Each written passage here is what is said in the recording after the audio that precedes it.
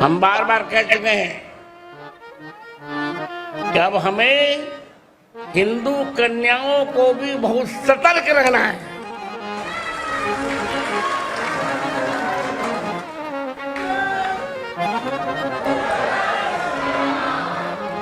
अब हिंदू कन्याओं को लव जिहाद के चक्कर में नहीं पड़ना है।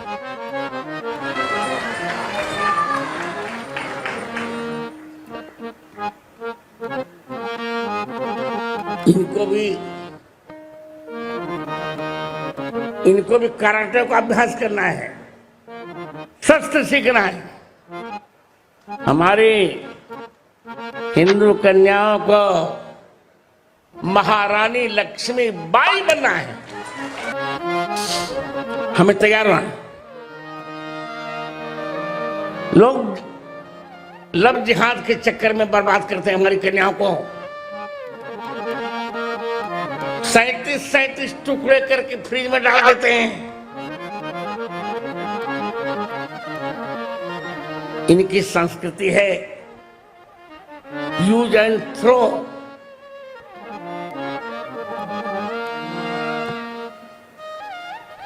हमको तैयार रहना है। बहुत हो चुका। भूल कर भी किसी को न छेड़ेंगे हम। भूल कर भी किसी को न छेड़ेंगे हम, पर छेड़ने पर किसी को न छोड़ेंगे हम।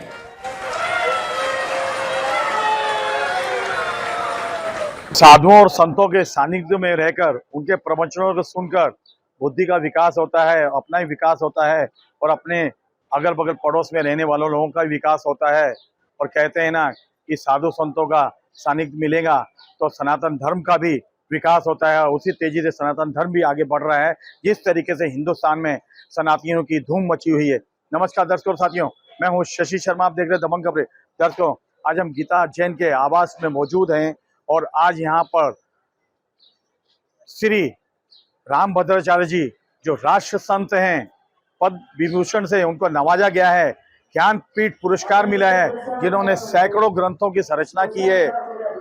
आइए जानते हैं उनसे क्या कहना चाहेंगे। जिस तरीके से नारी सशक्तिकरण के बारे में उन्होंने सभा में अपने राम कथा में कहा है और तिरुपति बालाजी मंदिर में जिस तरह की घटना घटित हुई है और बड़ी ही शर्मनाक और निंदनीय घटना है, प्रसाद में चर्बी की मिलावट थी।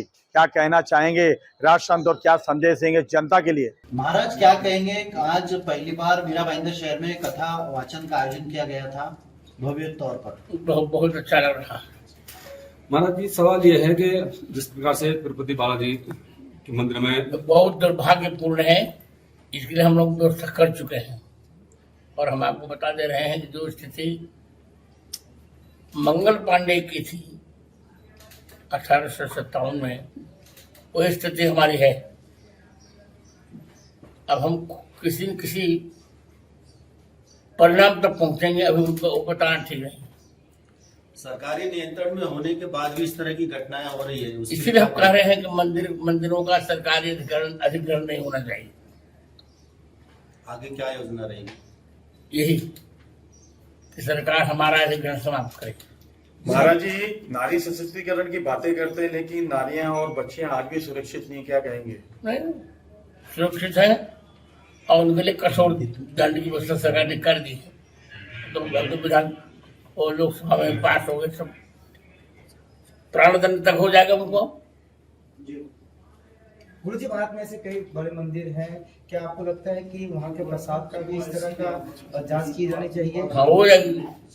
हम लोग अब अलग से व्यवस्था सोच रहे हैं, बहुत अच्छा सोच रहे हैं।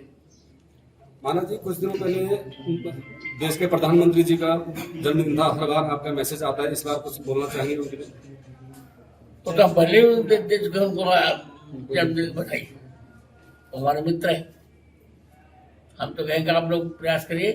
इस बार महाराष्ट्र में भी आए हो, उनका हाथ सब लोग मजबूत करिए। हरियाणा में, कश्मीर में, महाराष्ट्र में और झारखंड में आए। और मुझे बस धन्यवाद। आज के परिवेश में पत्रकारों के लिए क्या भूमिका होनी चाहिए? पत्रकारों का क्या पत्रकारों की भूमिका होने को अच्छा समाचार छापे,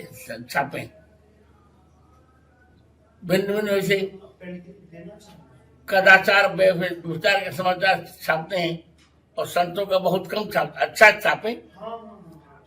मैं यही कह रहा हूँ। अगर तिरुपति बालाजी जो मंदिर में प्रसाद है, उनका दोषियों के लिए किस तरह की सजा की मांग करेंगे? अगर वो प्राणदंड की। राम भक्त कैसा होना चाहिए?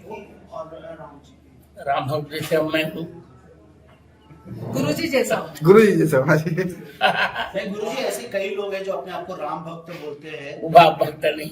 दर्शकों, राष्ट्र संत रामभद्राचार्य जी ने पत्रकारों के पूछे सवालों का जवाब दिया है, लेकिन उन्होंने एक ही बात की है कि सनातन धर्म जितना भी आगे बढ़ेगा उतना ही देश का कल्याण होगा। और वैसे भी जब से मीरा भाईंदर में श्री रामभद्राचार्य जी की राम कथा शुरू है तो कई लोगों की आचार विचार, उनकी धारणाएं चेंज हुई है और सनातन धर्म भी मजबूत होते जा रहा है। आइए जानते हैं इस विषय पे गीता जैन से क्या कहना चाहेंगी, क्योंकि उन्होंने ही इस कथा का आयोजन करवाया था और हजारों लोगों को पिछले 6 दिनों से इसका लाभ मिल रहा है और सनातन धर्म की धूम मची हुई है। क्या कहना चाहेंगी? देखिए, आज कथा का अंतिम दिन है और जो 7 दिन का रिस्पांस था बहुत सुंदर था। इनफैक्ट सैटरडे और संडे कुछ लोगों को जगह नहीं मिलने की वजह से वापस भी जाना पड़ा। मैं दिलगिरी व्यक्त करती हूँ उनके लिए। और हमने हमारी तरफ से जितना पॉसिबल था दोनों पंडाल में व्यवस्था की थी और बहुत सुंदर तरीके से रोज ही कथा हुई। रोज इतने लोग घर पे भी आ रहे हैं उनके दर्शन के लिए। नीचे पंडाल बना है, रोज के करीब 5-6 हज़ार लोग उनके दर्शन करके धन्य होके जाते हैं। मीरा भाईंदर का सौभाग्य है, सभी लोगों के यहाँ रहने वालों का सौभाग्य है कि ऐसे महान संत यहाँ पहली बार आए। उन्होंने कथा की, यहाँ राम कथा की।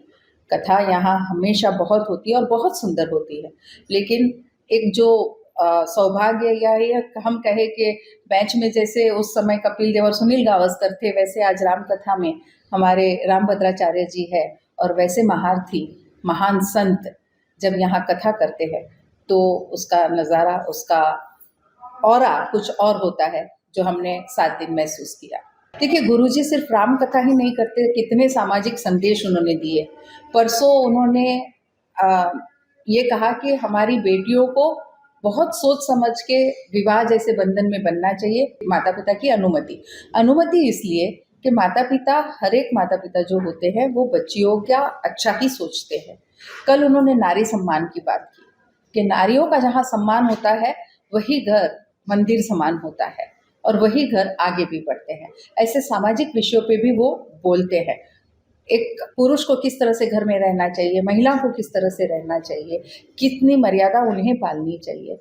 आज हम मर्यादा को बैकवर्ड क्लास गिनते हैं, लेकिन उन्होंने उसका भी मतलब समझाया कि उसको पालने से हमारी संस्कृति कैसे जिंदा रहती है। तो सामाजिक विषय पे भी उनका ज्ञान बहुत अच्छा है और उन्होंने बहुत सुंदर तरीके से कथा में सबको, कथा राम कथा के साथ साथ उसका आज के जीवन में कैसे उपयोग किया जाए वो भी समझाया।